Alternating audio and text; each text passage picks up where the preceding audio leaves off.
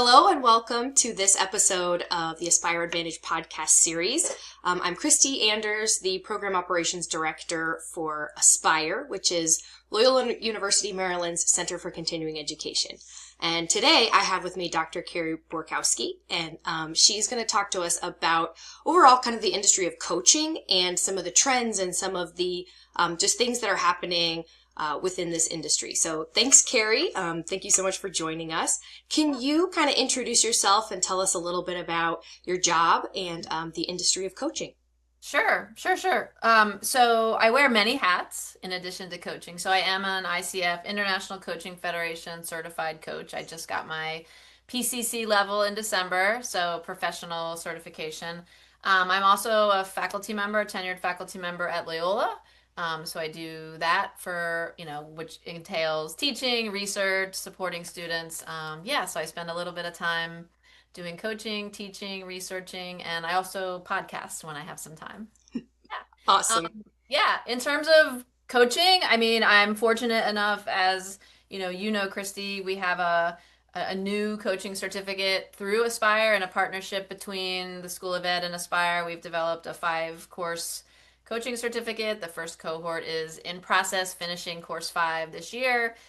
So I'm super excited about that. In addition to that, we also have integrated coaching into our master's degrees, the graduate degrees at School of Ed. And then I do some, other sort of coaching stuff, whether it's facilitation of group sessions or one-on-one coaching in different spaces. Yeah. Wonderful. Yeah. Can you tell us what is something that you love about your industry or the work that you do? Or, really, you could say 2 things if you wanted. That would be fine too, because I know there's a lot to love. Yeah, there is. And when you told me it's like 30 to 45-minute interview, I'm like, okay, self-regulation. So, look, I just love the work because I love working with individuals and groups. I love the idea of discovery and exploration. I am curious to the bone. And so being a coach is just well suited to my sort of dispositions. I will also say, as someone who has been trained in doctoral programs, that stepping into the role of coach where you're really showing up in service of the client, being present and asking questions with zero pressure to fix or answer a problem is, for me, a breath of fresh air. So I think that's the other piece. And quite frankly, Kristie, from working with people and probably your kids too, those aha moments where you've been working on something and then a client is like, oh, it's that, or oh, I know what I want. hmm I don't know that there's anything better than those sorts of connections and feelings. Yeah, yeah. For I sure. think the one of the things that I've noticed about coaching is I think there's lots of different jobs or industries that you'll find pieces of Mhm. that thing in your everyday life.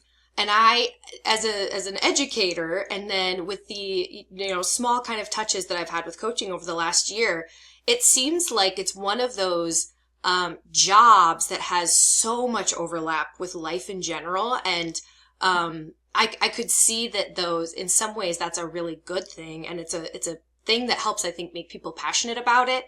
Yeah. But it also seems like it could be something where you find yourself slipping into coach a lot during life. Is that something that you've noticed yourself doing?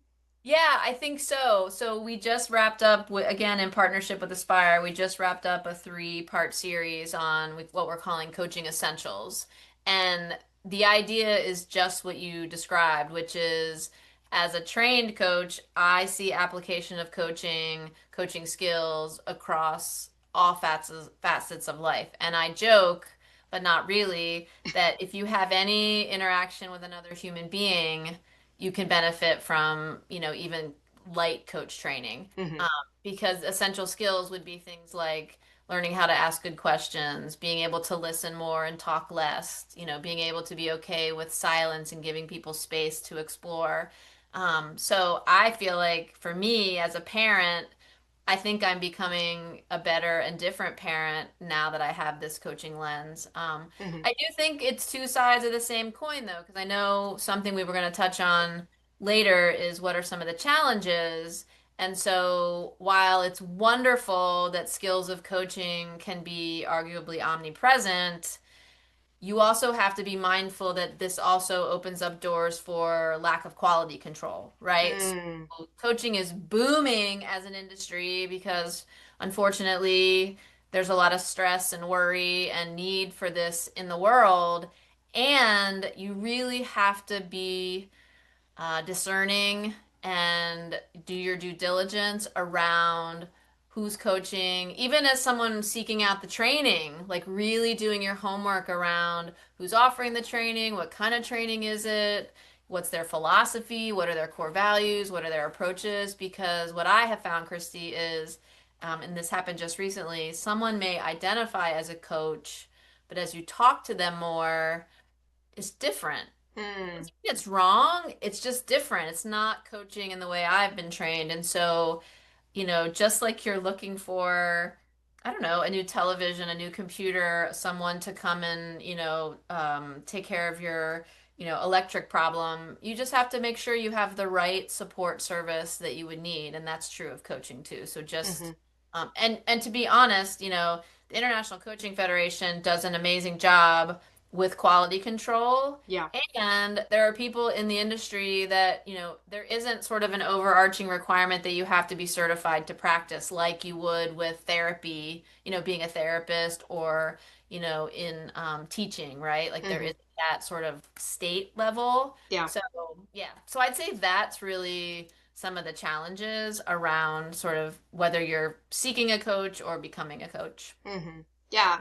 Can you unpack just a little bit for our listeners when we say coaching? Because like you just mentioned, that means a lot of things. And I'm sure people have encountered health coaches before or life Yeah. coaches, or there's lots of different kinds of coaching. So can you Yeah. give a brief synopsis on when you say coach, what is it that you mean? Yeah, that's a great question. And so when I think about coaching, the coach training I received and the coach training we're offering at Loyola, we really stand on the philosophy that our clients, however that is defined, they have what they need inside them. They have gifts and talents, and as coaches, we really are companions. We're guides. We may pull out a flashlight and shine a light on that thing that they just said, or ask a question to unpack something a little bit more and help support a client in reflecting. Like, what did you hear when you said that again, right? We are not fixers. We are Hmm. not problem solvers. That is not our responsibility in coaching. So, for example, if you show up as a career coach or a fitness coach or I don't know, a startup coach or a coaching in parenting or whatever it is, the the kind of coaching that we would be doing or you would experience is a lot more questions and listening, right? And space to explore.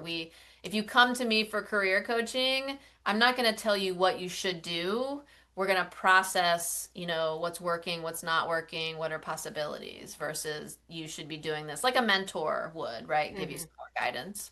Yeah. Yeah, I appreciate the, even as you're talking, the respect and the dignity that gives people Mhm. Yeah. within the process. And I think that is, those are things that are missing in a lot of the interactions that we have as people today. And so that sounds very valuable to me. I mean, I think it is. I just had a coaching session this morning with a person who wanted some career coaching. So we were looking at a resume and cover letter, and the client was seeking my advice. And so, our human inclination is to give that advice.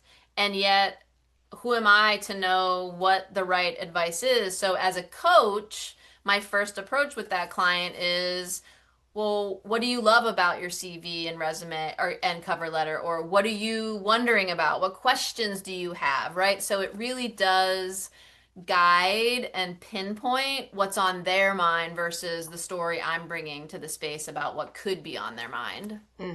Yeah. So you mentioned earlier some challenges. Yeah. Are there any other challenges or disruptions that you think professionals in this industry are experiencing? Um, that's a good question. I mean, it's sort of related to the next question around technology. I think, we all know that generative AI and all sorts of AI is here to stay. It's going to not be, static. It's going to continue to move and grow and change in different ways. And so, in fact, in our coaching class, we just had a session on what does AI look like in a coaching relationship and a coaching session. And so, again, seeking high quality training, just like you would for anything else if you're a teacher, right? I was talking to the participants about how technology is amazing and it's a tool, Mm-hmm. right? You still have to bring all your expertise. So I think part of the challenge is, again, going back to quality control, is being mindful that you can't use something like generative AI to replace what you would bring to a coaching session, right? You really Mm. still have to have the chops and the knowledge and the skills to build effective strategies. And there's a huge human element to this, right? To make it unique to the person who's right in front of you. So Mm-hmm. I think the challenge and opportunity is, how do we leverage such an amazing and powerful tool, to get the best experience for us and our clients. So I think that is both a challenge and an opportunity. I mean, I'll be honest, I definitely use AI, and I have found it to be a time saver in that it permits me to spend more time on what I deem as the important thing, which is the human connection, the presence, and less time on, building a scenario that the students might use in a class around coaching, right? I don't need to spend my time building scenarios when AI can do some of that. I mean, I tweak it to be Yeah. appropriate, but like it gives me a good starting point. Yeah. Yeah. Yeah.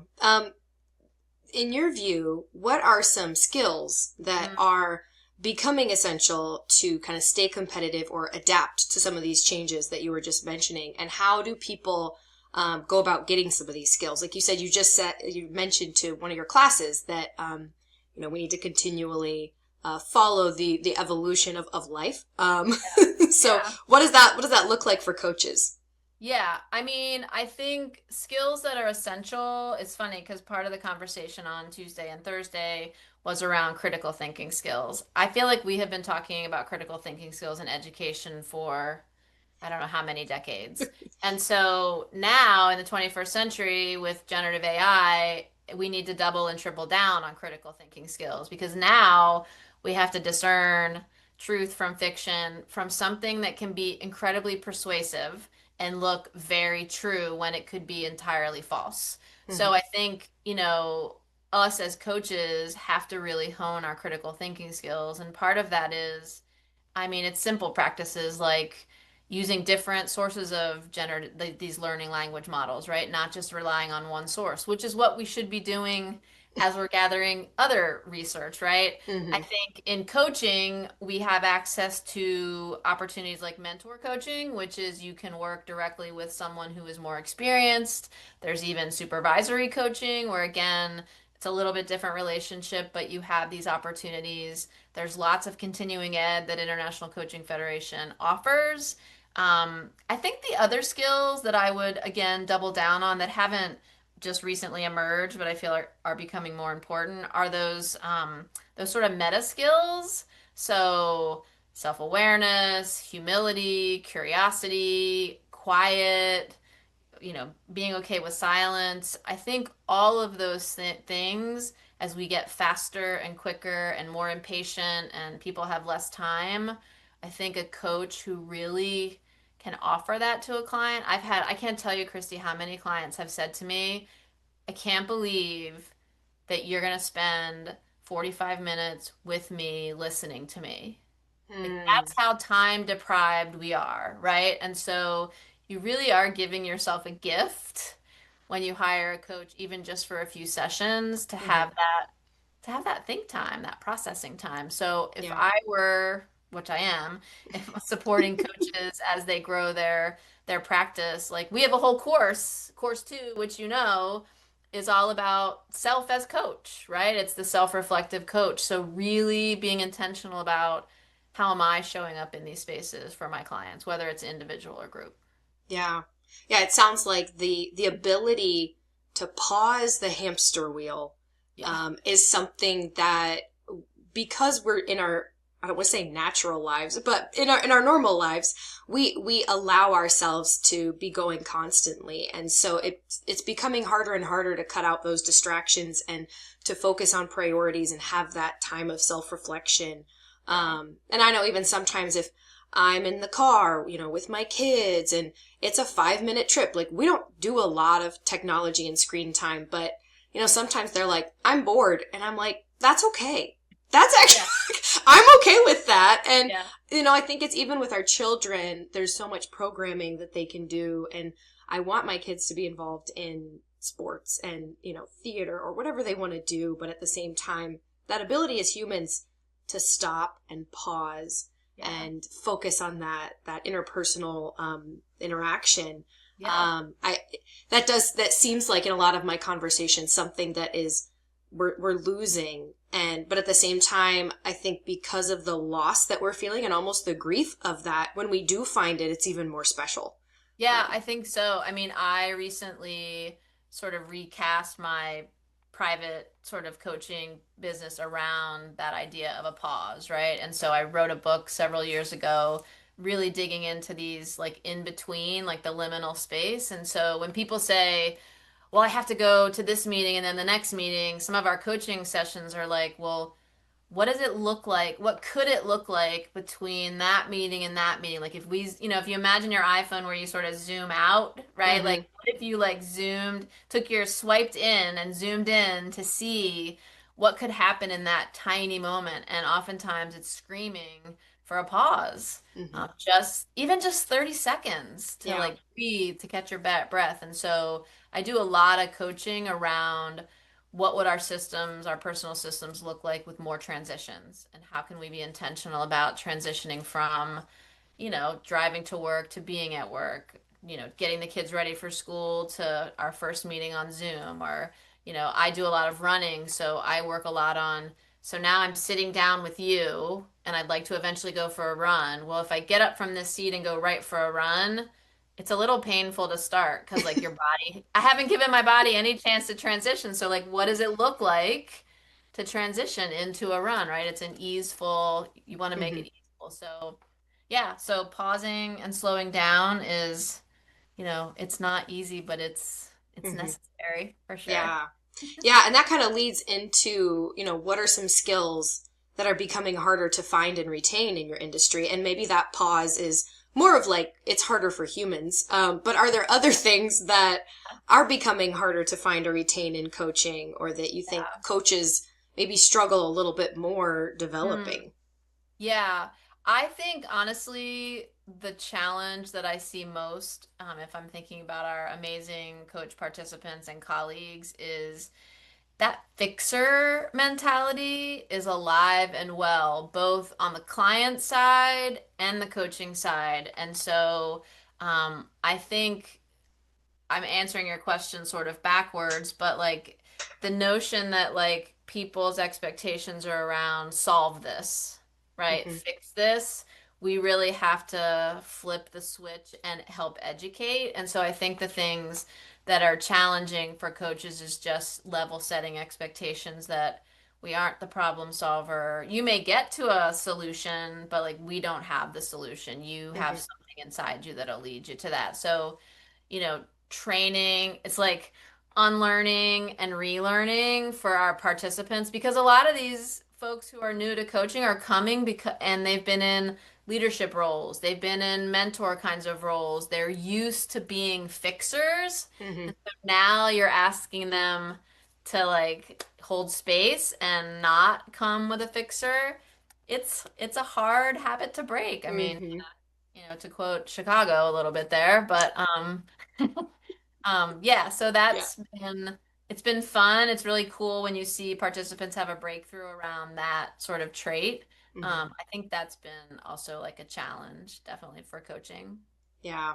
I tend to be a little bit of a fixer myself, and I think that's one thing that I've noticed even about myself. And I was looking at LinkedIn the other day and noticed that somebody had in there, I think it was their profile, that they solutionize. And I was like, ooh, we're even coming up with like new words to talk about solutions. We're making them up now because we're so results oriented, and I think in that being results oriented, back to that AI challenge, we are looking for AI to make our results more efficient even. And so AI seems to be maybe not worsening that problem, but putting a magnifying glass on, well, now I can get results faster.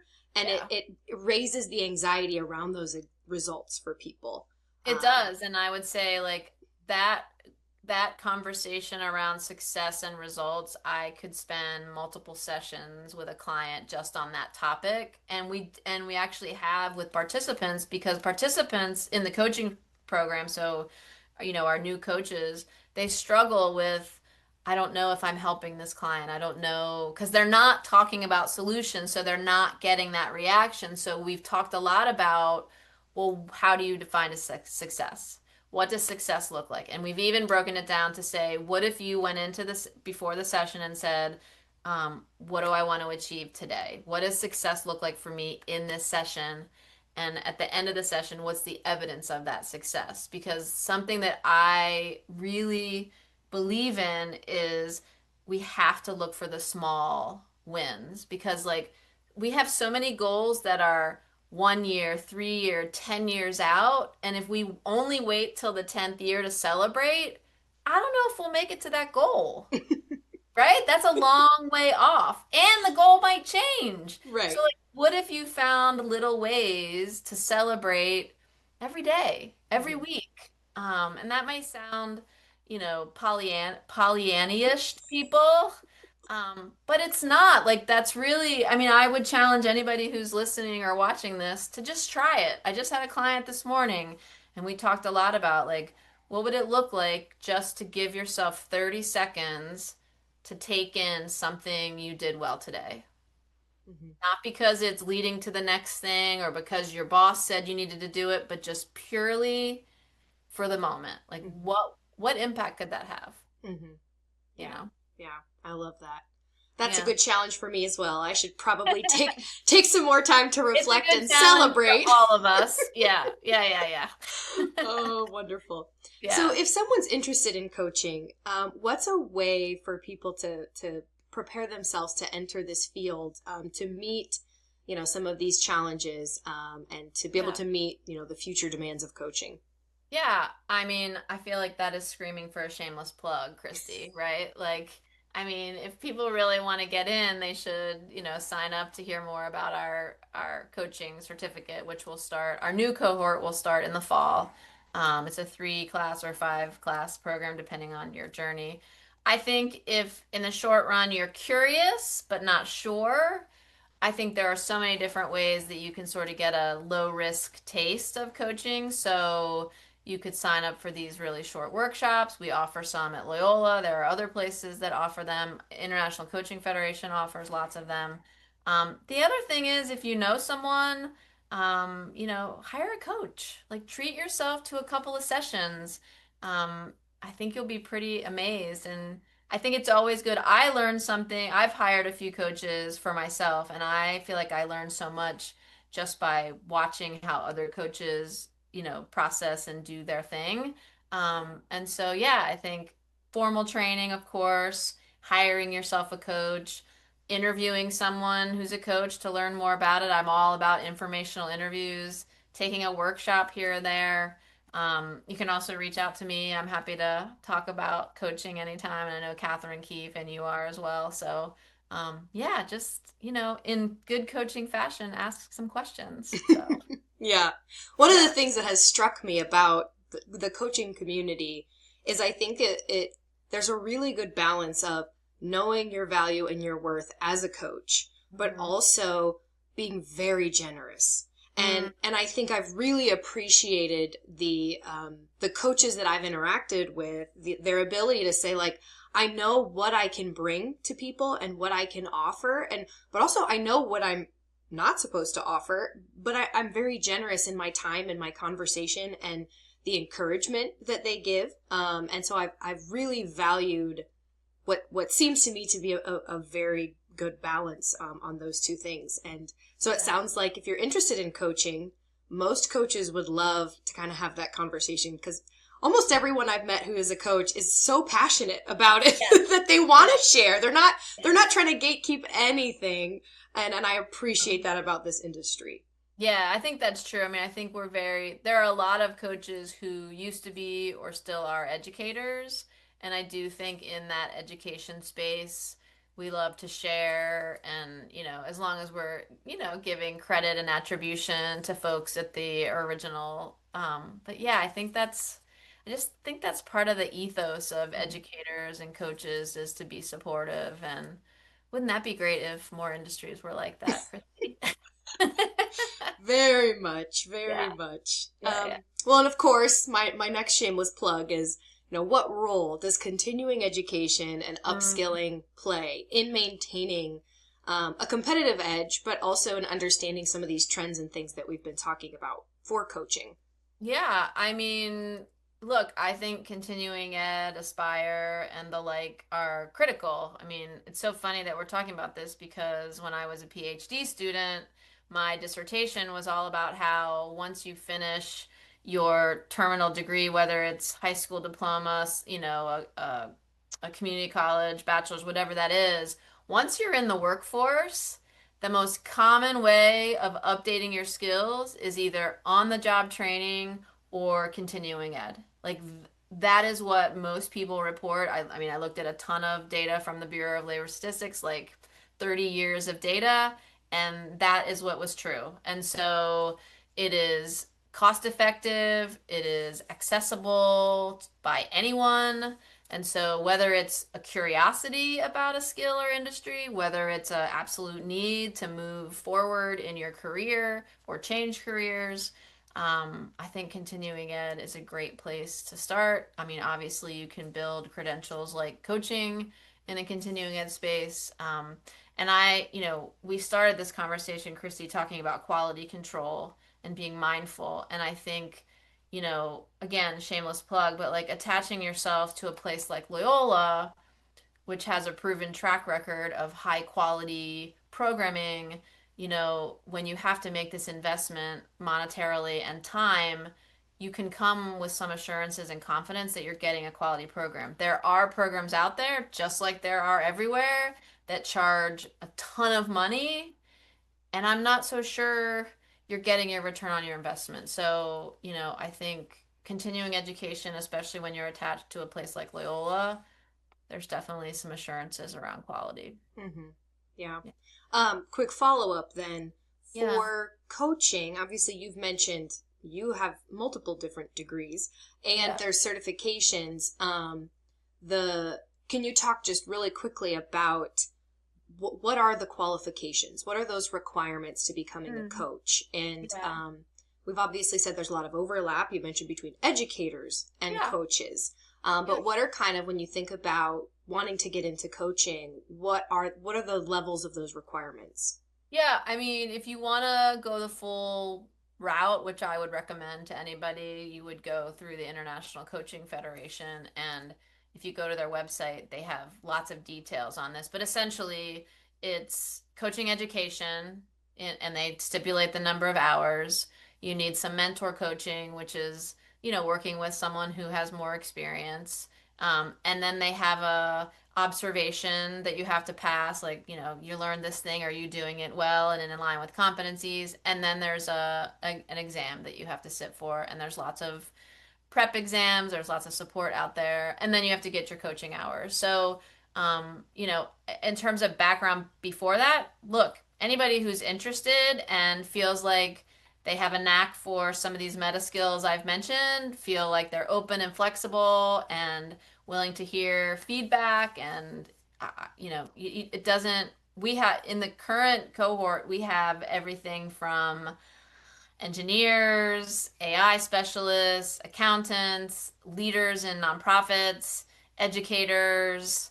I'm trying to think if I missed anybody, all sorts of people doing all sorts of things. So it's really not tailored to just one industry. It's really more about you as a person, um, Mm-hmm. and what you're capable of and what you want to do. So, Mm-hmm. yeah. But you don't need any prerequisite. Like, you don't need a bachelor's. You like, don't actually. Yeah, I don't know. I can't speak for all other programs, but my sense is if you're doing it sort of on the continuing ed side, there's not a requirement. Now, there are some programs who have embedded it within like a master's degree. Then obviously you're having to come with whatever the requirements are of that master's degree. But for a lot of these continuing ed, definitely not.